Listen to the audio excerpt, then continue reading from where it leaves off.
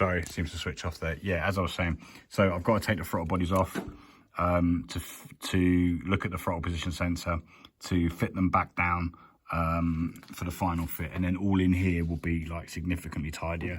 But that in there is your tip switch, which is an extra. Obviously, so you've got a drop switch now, which is an extra. I don't know why Ducati don't do it as a rule, but they don't seem to. But yeah, so we've fitted that up inside, modified one of your existing brackets and made that work. So you've now got a drop switch.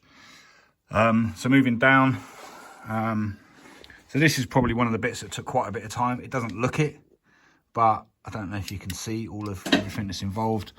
But we've got the starter solenoid is clicked into here, main earth terminal, oil pressure switch, water temperature, that second water temperature, and the battery itself. So we've got one live, second live, which is the big live that goes up to power the M unit part, and then all your earths all routed through, and then finally the reggie rec at the bottom. Quite a lot going on in there, very tight, but it all fits, it's all secure. There's normally like a little rubber band that goes around here which just holds this in place and insulates this. Again, maybe we'll have a bit of a further think, and I may find a way to wrap this in plastic a bit more. I know you're going to take this, so nothing here is stuck, because I know you said you want to take this off, anodize it, do a bit of finishing yourself, maybe take the edging off or something like that. That's absolutely cool. Do whatever you want to do there, and we'll kind of revisit this, you know. But at the moment, this is functional. You couldn't get these two connections down on here without damage, without hitting here, and it's more aggro than it's worth. Maybe we can shave this down to be lower, perhaps. That might be something to do, because we are sitting high. So perhaps I can drop this down. But at the moment, it's a working solution. I'm happy with it. We've got all our earths tied in. Main earth tie-in for the whole loom. And moving up, fans. So this is a second temperature, or a third temperature sensor. So this is to give me the plenum temperature. So I want to know, it's not really useful in terms of mapping. I can't do anything. It's just going to the dash. It's utilizing one of the secondary temperature inputs, but it gives me an idea of what's going on inside the plenum, whether we're getting super hot or not. I'm hoping we're not going to run too hot, but you know, if we start running into the 100+ degrees, 150 degree type temperature, then we're going to be affecting the fueling, and I need to see what's occurring. So yeah, so that's running up into there. Then moving up the bike, obviously we did all the throttle cables and stuff. Moving up the bike, move up to the front. So then these are the two connections for the front of the bike. So this is everything up to the front of the bike. Power, dash, lights, the whole lot. That's it. Everything is through here. So just these two connections. Again, we go through here. As always, that rubber boot will go on there. That will heat shrink down. Same. The fronts, it looks messy, but everything is there that needs to be there. I just haven't heat shrunk anything in place. These are your indicator wires. We've got plenty of meat on those to do what we want with. These are headlights, high, low, high beam, low beam. Again, plenty of meat to do on there. This is your temporary ignition switch as a manual ignition switch. And then all of this will just be heat shrunk.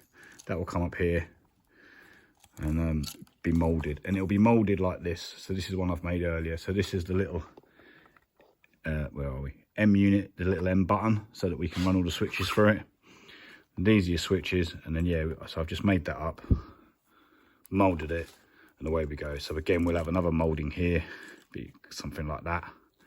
Horn sits in here, and that's it really. These will all be tidied. It's just because they're standard wiring at the moment, so I've just plugged them in. I'm going for functionality at the second. Prove everything works, prove all my function works. Speed sensor, prove that works, calibrate it inside the dash, make sure it's good to go, and then I can tidy up afterwards.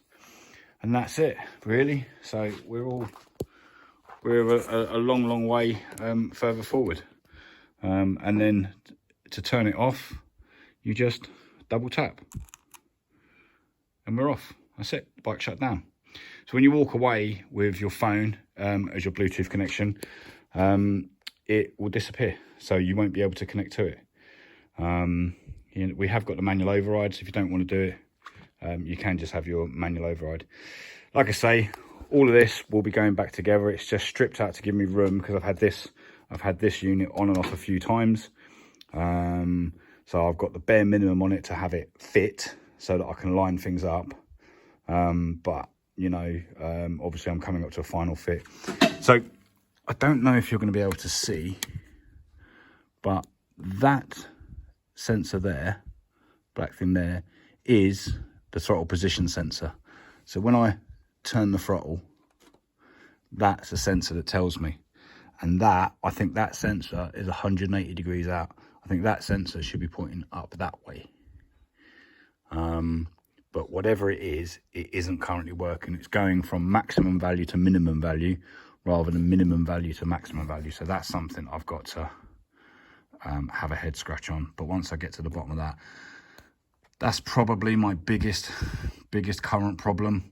Get that resolved, and I can pretty much seal up all of this area, knock up that bypass from here across, which is why I'm going to tidy up all the cabling to create my opening for that.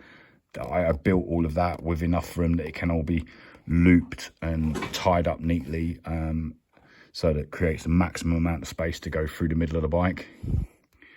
So yeah, so that's gonna be that, and that's it.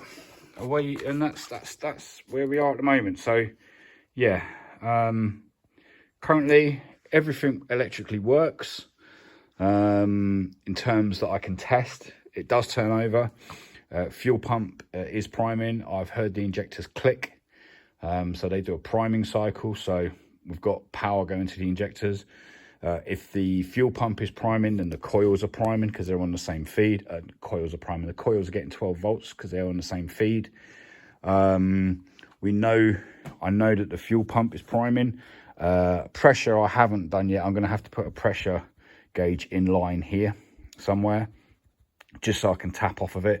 More than likely, I'll actually try and go as close to the injectors as possible. Or maybe I'll put a T-piece in here, put a second T-piece in here, and come out the side here with a little pressure gauge, just so I can see what I'm delivering. And as long as I'm delivering 43 PSI to 50 PSI, I'll be more than happy. I just need to see that load, that pressure under load once we go for startup. But yeah, so that's it really. So kind of, yeah, it's taking shape. Brake switches and everything work. Like I say, all of the wiring here is the rear lights. We've tested every circuit, so I know every circuit works. So even though there isn't a light on the end of it, we have put lights on it, and the brake lights work. Indicators, left, right, rear brake, rear light, and all the earths. All of these work. We've had lights working through them. Once I'm finishing off, I'll put the plug on here. I didn't want to put a plug on and go in and out of the seat unit loads as I have been doing. That's why it's bare. Likewise, connection down here, this connection down here, all of these are going to be finished when, well, I'm doing the speedo at the moment, which is only to tap in this wire here, and then the rest of them, brake lights, gear position, and I think this is spare, this wire, because I wasn't sure of how something was powered, so I built in a redundancy of a 5-volt supply and a 12-volt supply, and I need a 5-volt, so this 12 volts becomes redundant. So I'll insulate it up, tape it out of the way, just as I didn't need it. But yeah, we've got a brake switch coming, which will be the purple wire. Hook that in, so that'll all be hooked in here. And again, my wiring will be routed neatly inside. I'm going to secure it neatly to the inside of the frame. I've got an idea for that, so that'll keep it neat and tidy there. And this is your original Speedo's speed connection, so this will all go through. So we'll route the wire neatly through here. We've also done lock stops, as you can see. So they're done now, so you've got some lock stops on here, both sides. And yeah, kind of getting there. I know, yeah, lots and lots of little things have been done, and yeah, taking shape. Yeah, feel free to give us a call, let me know what you think. Cheers.